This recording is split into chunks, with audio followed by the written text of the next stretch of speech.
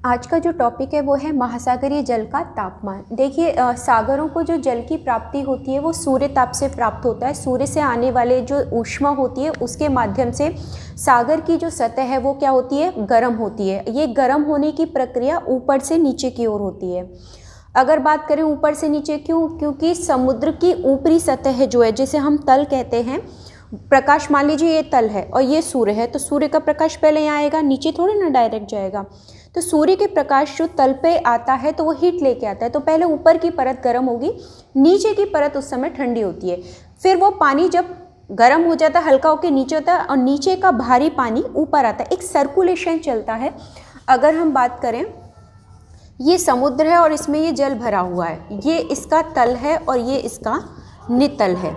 इस नितल की अपेक्षा सूर्य का प्रकाश 200 मीटर की गहराई तक पानी में प्रवेश करता है। सूर्य का प्रकाश की बात करें तो 200 मीटर की गहराई तक जा रहा है। जाने की अपेक्षा जब तक ये पानी पूरा एक जैसा गर्म नहीं हो जाएगा, तो पहले ये लेयर गर्म होगी क्योंकि पहले इसने प्राप्त किया, फिर दूसरी जब ये गर्म हो जाएगा ये पानी तो आएगा नीचे, और नीचे का जो भारी ठंडा पानी है इसलिए भारी है वो आएगा ऊपर। ये जब तक इस पूरे क्षेत्र का एक जैसा तापमान नहीं हो जाएगा तब तक ये प्रक्रिया ऊपर से नीचे चलती रहेगी। इस प्रक्रिया के दौरान जो ऊष्मा प्राप्त करता है वो किसके द्वारा प्राप्त कर रहा है, सूर्य से। तो महासागरीय जल के तापमान को पूरी तरह कौन निर्धारित कर रहा है, सूर्य निर्धारित कर रहा है। अब ये जो तापमान का क्षेत्र है ये भी दो आधार पे होता है। जैसे मैंने लवणता के बारे में बताया था, ऐसे ही तापमान के बारे में हम चर्चा करें तो तापमान भी क्षैतिज और लंबवत दो रूप से महासागरों में पाया जाता है। अगर वितरण की बात करें तो तापमान एक तो क्षैतिज रूप में होता है और दूसरा होता है हमारा लंबवत रूप में।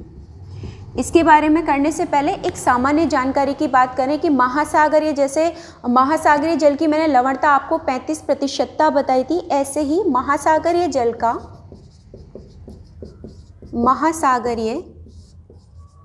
का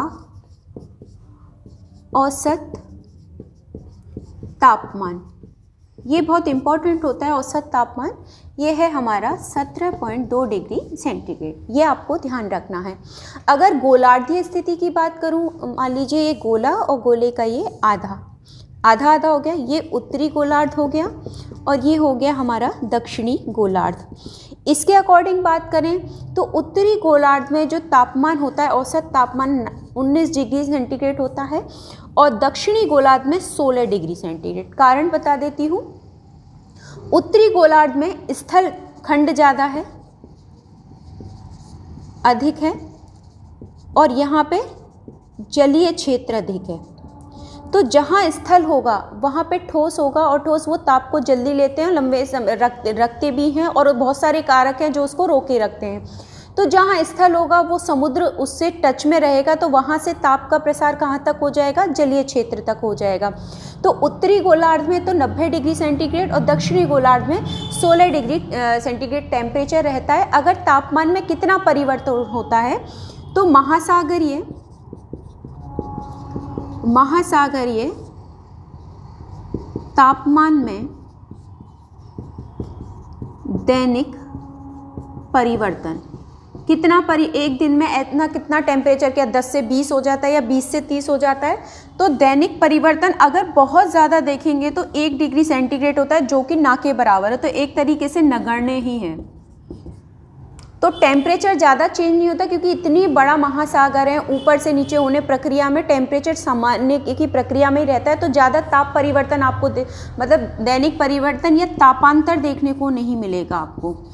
लेकिन अगर विशेष रूप से कहें कि सर्दियों में के दिनों की बात करें तो टेम्परेचर में 10 डिग्री फ़ारेनहाइट का अंतर आ जाता है। कब? सर्दियों के दिनों में। देखिए तापमान का जो परिवर्तन होता है वो ऊपरी सतह पे होता है, लेकिन कई क्षेत्र ऐसे आ जाते हैं हमारे कि समुद्र के नीचे गहराई पे भी तापमान में परिवर्तन होता है। मैंने आपको थर्मोक्लाइन बताया था, वो दोबारा हम चर्चा कर लेंगे। एक तो हो गई सामान्य जानकारी कि औसत तापमान कितना है, उत्तरी गोलार्ध में कितना रहता है, दक्षिणी गोलार्ध में कितना, और तापांतर नगण्य ही रहता है, ये आपको ध्यान रखना है।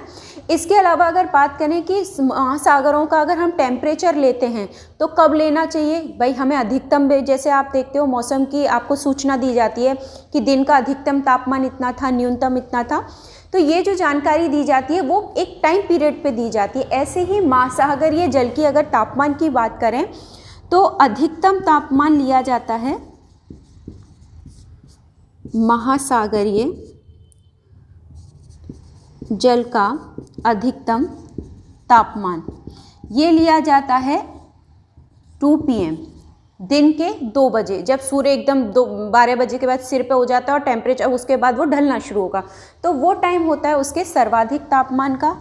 और न्यूनतम तापमान जो अंकित किया जाता है वो किया जाता है सुबह के 5 बजे। ये टाइम भी आपको पता होना चाहिए कि अधिकतम और न्यूनतम का तापमान की गणना किस समय की जाती है।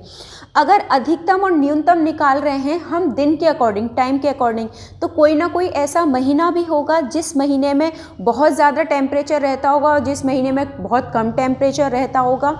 तो अगर मैं माह के अकॉर्डिंग बात करूं, सर्वाधिक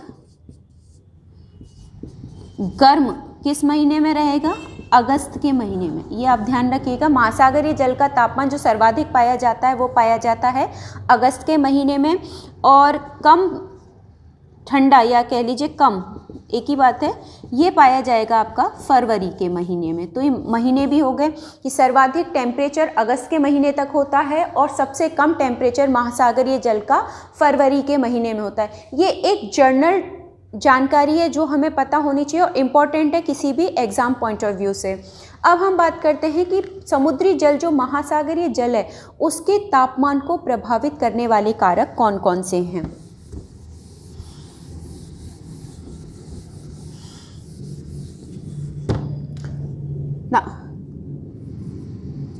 के तापमान को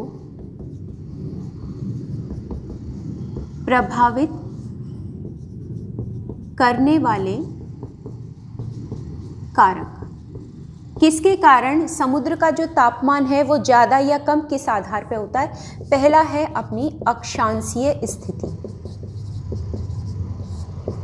ठीक है। दूसरा है पवनें, तीसरा है धाराएं, चौथा इसमें वर्षा भी ले सकते हैं या आर्द्रता को भी ले सकते हैं, ठीक है। इसके अलावा स्थलीय जलीय स्थिति या जलीय स्थिति, ठीक है। ये टॉपिक आपको ध्यान हो तो मैंने लवणता में भी आपको मेंशन किए थे, और लवणता और तापमान को प्रभावित करने वाले कारक जो हैं तकरीबन एक जैसे ही हैं, ऐसा कुछ विशेष उसमें अंतर नहीं है। एक है हमारी जो इससे टॉपिक हमने पढ़ा था लवणता। ये कुछ कारक हैं जो कि महासागरीय जल के तापमान को क्या करते हैं? प्रभावित करते हैं। इसके अलावा अगर अन्य कारक में अलग बात करें तो इसके अलावा चक्रवात है, इस तूफान है, या आपके कटक की अंतः सागरीय कटक है, अंतः सागरीय कटक, चक्रवात, ये पवनों वालों से रिलेट कर लेंगे तो यहाँ हम चक्रवात की बात कर सकते हैं। तो ऐसा अलग से हम मेंशन नहीं करेंगे, या फिर हम वर्षा आर्द्रता वाले में चक्रवात ले लेंगे या तूफान की बात कर लेंगे। ये भी टेम्परेचर को क्या करते हैं? महासागरीय जल के तापमान को परिवर्तित करते हैं।